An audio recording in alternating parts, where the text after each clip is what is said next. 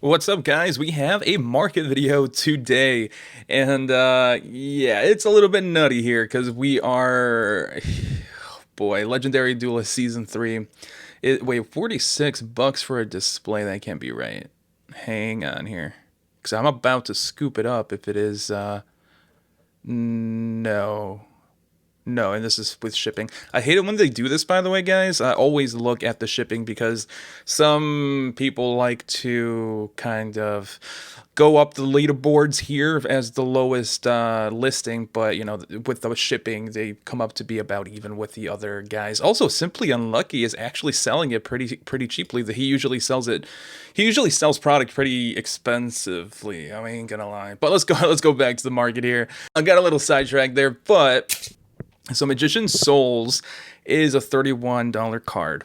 I did upload a video yesterday where I was talking about you guys trying to you should pick it up, but the video was recorded before the price increase, so I am sorry. I should have uploaded it a little bit sooner. I think I uploaded it I created the video when it was around like $15, and then it just spiked up to 30. So that is my bad, but it is what it is. This card is incredibly short printed in the set. I have opened up 2 displays and 5 individual boxes of Legendary Duelist Season 3, and I've got only 2 Magician Souls, and I mean, honestly, I don't think it's as short printed as other cards like Evil Hero Dusted Gold, for example, or Evil Hero Malicious Bane, but they're not really doing much because heroes right now, you can kind of go take it or leave it if you want to go with the Evil Hero engine package, whatever nerds call it these days. I don't know, but yeah, the set is insane, and this is kind of a lesson to everyone who doubts the support or why Konami supports Dark Magician heroes and all that stuff, and it's because it fucking sells, guys. We are the people that drive the market. It's not the meta players. Meta players ditch cards. See, what meta players do is they buy cards and they drive up the price, but then the deck sucks or whatever happens, right? A new deck comes out that makes the old deck crap. So then they start selling the cards. It's not a consistent market. There's a lot. It's a lot of volatility, but with Dark Magician heroes and all their kinds of support like that, it's a consistent increase and it's a consistent decrease. It's not as volatile. Really, that's a lesson also for Konami to start printing more support for archetypes that people like. I mean, waifus ain't it, you know? But yes, Legendary or Elemental Hero Liquid Soldier here, my boy, is $13. He went up quite a bit, actually. I think he was $7 at a point, and now he is up to 13. So when I'm saying at a point, I'm talking about not pre-sales, because pre-sales were insane. You can see here, $29. Yeah, this is why in the video I made for the pre-market market for this particular set, I was telling you guys not to buy. And I know some influencers were trying to get you guys to use their promo code for their vendor because it's slightly cheaper, but all pre-sales are pretty scammy. Not scammy, but just a rip-off, you know? Like, just wait. It's not going to kill you. The other thing I want to talk about here for this particular set is Mystical Elf White Lightning, for some reason, is not that expensive. And I don't think this should be this cheap, I'm going to be honest. Long term, I think this card is going to be pretty good because it supports normal monsters, and sure, normal monsters aren't really doing anything, right? Vanillas ain't doing much, but I mean, you got Dark Magician, Blue Eyes, and Neos, and they're all legacy supports, and they all are normal monsters. And this card will allow you to have a free negate, and also kind of block your opponent from attacking your weaker monsters, essentially. And if you combine it with cards like we'll go with Honest Neos, right? If you use Honest Neos on Neos, you can create a brick wall for your opponent to have to go through first before attacking your weaker monsters. And if they don't have a way to do that, then you have another free turn. I think this card is really good, personally, but I suck at the game, so what do I know, right? I know meta player.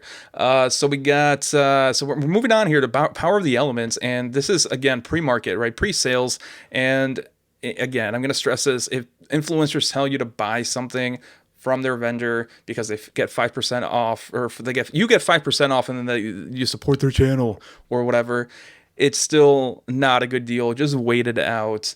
The market does crash. It does crash right after, and then it consistently keeps going down for like 3 weeks after the release. So just stick it out. But as some stuff of note here is Destiny Hero Destroyer Phoenix Enforcer is $400 as a Starlight as of now, but it has been selling for $200. So I think that's good news for hero players and people who like collecting higher rarity hero stuff, not necessarily play them, right? Because I like collecting higher rarity hero stuff, but I don't use higher rarity cards in my decks necessarily, because I'm not like that, you know. But $200, I think it's gonna settle down around 300, between 200 and $300, and that is really good. Or at least it's really good for the collectors, and it's really good for the consumer, but it's not good for the set itself. I think the set, besides the meta-ness of it, is gonna be pretty bad. I ain't gonna lie, because the higher rarity stuff are stuff that you don't necessarily need, or they're like, it's only one card that's a higher rarity or two, like sprites, right? They have how many secret rares? I think maybe one secret rare card, and the rest are ultras. And in the main sets, ultras are not short printed like we saw with Legendary Duelist Season 3. That's why Legendary Duelist Season 3, the Magician Souls and such, were hard to get, because they can't short print there. But Konami, I guess, made a promise or something, some blood pact, I don't know, with the player base, and they're not short printing stuff in the main set. So it's just better to wait and get the singles. They're not going to be that expensive. I mean, ultras are not that hard to get in the main sets, right? The ones you want in particular. So I mean, those are my 2 cents. The other thing with this set is that the Starlights suck dick. They are horrible. So I was going to buy a case of this and do an opening for it, but I'm going to pass on it because they did my boy Neo's dirty. And most of the cards are not even higher rarity. They're not, there's no Starlights. I mean, we did get Destroyer Phoenix a little bit late, but I guess late is better than never, right? So let's move on here, because we got a little bit more to talk about. We got Maximum Gold Dorado. So I am seeing some stuff kind of go away from the market here, because I mean, it's almost been a year, so I guess it's to be expected. But we got Cursed Deadland almost down to sub 100. Cynet Mining, this card has actually touched sub 40. I've seen it with my own 2 little eyes, guys. This card is going away, and I mean, it is a good card, so I understand. And you can see here, there's a consistent rise. So if you haven't picked up your Cynet Minings, it might be a good idea to do so now. And if you have some copies, you should probably get rid of them as well. I don't know if there's a reprint on scheduled soon, but yeah, it is what it is. This card is kind of going away. Going to the way of the dodo bird. We also got Mystic Mind that's almost touching sub 100, so that's interesting. I think there were some meta, or I think it was Sky Strikers, right? Not necessarily meta, but Sky Strikers were trying to do something with Mystic Mind, so it makes sense that this is going away as well. Raigeki, I've also kind of seen do some cool, interesting stuff. I'm not exactly sure why. I mean, it is at 3 now, but do decks use 3? I don't know. I really don't know. I just start following the deck list for the meta to tell you the truth. Nightmare Unicorn is an interesting one, because it's almost sub 100 as well, is it not? Yeah, 117. And it's sitting at $5, so it might be like a $10 card when the dust settles on this a year into the life of this set. But besides that, Deep Sea Diva also kind of going away here, which makes sense because water just got some support, and in particular Marincesses, I think people are using it with Marincesses. Maybe not actually, because it's a Sea Serpent. I thought it was a Cyberse card, but never mind. So let's move on here, lastly, to 2021 Megatins, because we are so close to the 2022 Megatins, and those are going to be insanely good, guys. I would pre-order them as soon as possible to avoid the prices going up.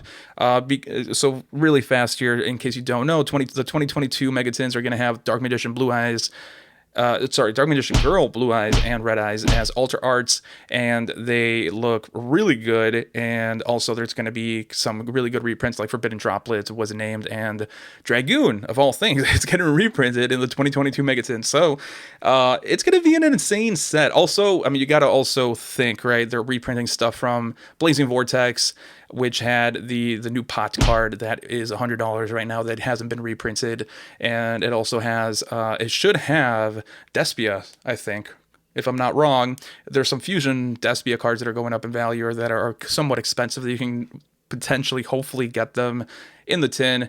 There's also Sword Soul stuff that should get reprinted. So, you know, there's a lot of stuff in the 2022 Mega Tines, but. So we're talking about 2021 today, and I mean honestly, the 2021 Mega Tines are kind of disappointing. The top sellers are Crossout Designator, which people are still not really kind of seeing. They're not abusing it as I think people thought they would when they saw it on the OCG side of things. Triple Tactics Talent is also in here, and it is actually worth picking up right now. Although to tell you the truth, Triple Tactics Talent isn't that. It's a good card. It's an amazing card, but it's also really hard. It's really easy to counter if your opponent knows what to do, right? So I think the restrictions on it is a little too hard. Like, for example, it shouldn't have been on your main phase and it should have been a quick play. Then this card would have been amazing. Borderline broken, because right now the restriction is a little too hard. Not hard, but you know, it's too limiting, and then your opponent can just negate it. So it is what it is. Zeus is also, actually, this is pretty, it's been sitting at $15 for quite a while. Or, you know, around 14 to 16 bucks, I guess, for quite a while. So it kind of seems like it's taken off, but yeah, I mean, we've only had three printings if you consider the ulti version. Am I correct here? Yeah. So it's not bad. The thing is, though, when are they gonna reprint these cards, right? Because they haven't reprinted Triple Tactics Talent, Zeus. They haven't reprinted Alpha. They haven't reprinted Chaotic, the chaotic ruler of chaos, magic chaos ruler ruling the chaos dragon, or whatever the fuck his name is, either. So I mean, the tins.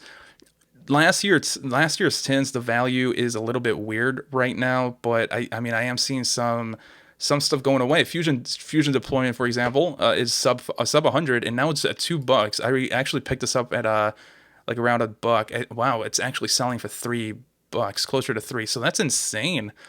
Yeah, no, I picked a lot of copies of this because I anticipated this card was going to be seeing some play, because it is a pretty good card. It does lock you out of fusions into fusion monsters, but to tell you the truth, now the Predaplant is gone. If you're playing fusion-based decks, that restriction is really not that bad.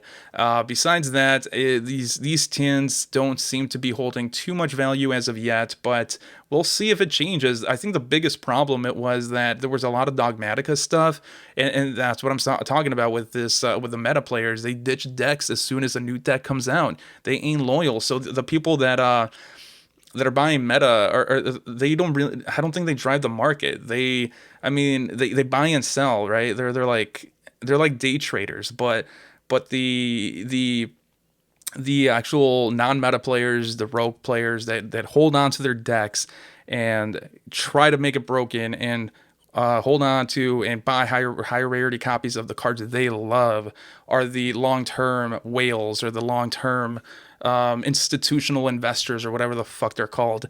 But that's going to be the video, guys. Have a good day, and I will catch you guys in the next one.